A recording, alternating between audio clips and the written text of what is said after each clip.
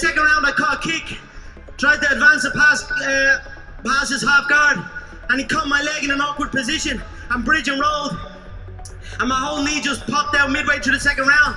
And when we stood back up, I was just wobbly on. That's when the tour had to change it up and look for the takedown. They like to bring up the fact that Conor popped his ACL in your guys' fight. Did you also have an injury going into that fight as well? Can you clarify that? Yeah, I did. You know, I said it before. I told everybody I was injured, but I didn't want to bring it up. But everybody keep bringing up his one. It's like this guy got hurt at the end, in the last minute of the second round. And you know where he got hurt, guys? He got hurt on the ground. He took me down. Motherfucker took me down. I told you guys, I changed all these strikers into wrestlers, and he was one of the guys who wrestled me. And he got hurt on the ground when we was doing jiu-jitsu. I heard it. It's like the ending. It's like 1 minute left, minute and a half left in the second round. So for all you guys saying that, oh, he's gonna knock me out, blah blah blah, nobody gets past 2 rounds with him without getting knocked out. And he's over here lying on me on the second round, getting hurt. But I hurt myself. If you watch the first minute of our fight in the first round, I hurt myself at 30 seconds. I kick him in his knee, and then I kick him in his elbow, and then then after that, after the fight, that's when I hurt my ankle, and after the fight, I was diagnosed with a freaking high and low ankle sprain.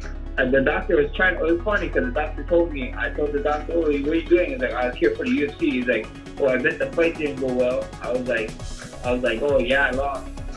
He's like, how did you lose? I was like, a decision in 15 minutes. And he's like, when did this happen? I was like, in the first minute of the fight. And he's like, what? How are you moving around? I was like, I don't know. I was hobbling, but I was fighting. They can say all they want about his injury and this and that. If you really believe he's the best, he's running back again. You know, there's different levels to this, different stuff. The guy's a businessman. Fair play to him. And if the fight never happens, you guys, it's never ever going to be on my end. You know, you guys know I'm willing to fight. I just fought Jose Aldo back to back. You know, I highly doubt a lot of people would do that.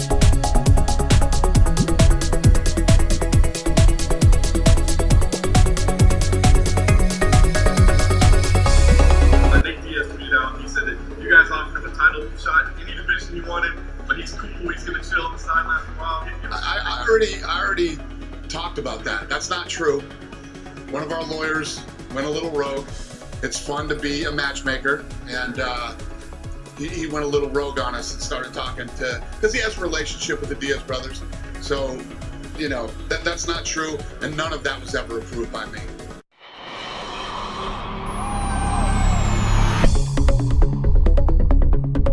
I feel like I fucked up. Yeah, I lost my belt, and I'm pissed about it. But I'm being realistic. Like, I can't. You know, we can't make Conor get back in there. He's gonna ask for it's gonna take a while for that guy to defend that. And then Tony's waiting for Conor. Tony's gonna sit. He's gonna wait for that Conor fight. And try to get that big payday. And to be honest, there's not a lot of value in it. Like, what value is in it? There's an interim guy who beat the number 7 guy to become the champion. That's not a champion. You can't beat they can't bring a number 7 ranked guy in and then put him against the number 1 contender, and he beats him and he says, now you're the champion. That's silly. That's silly in any organization, any sport, anything. And then what else? So the champion isn't defending.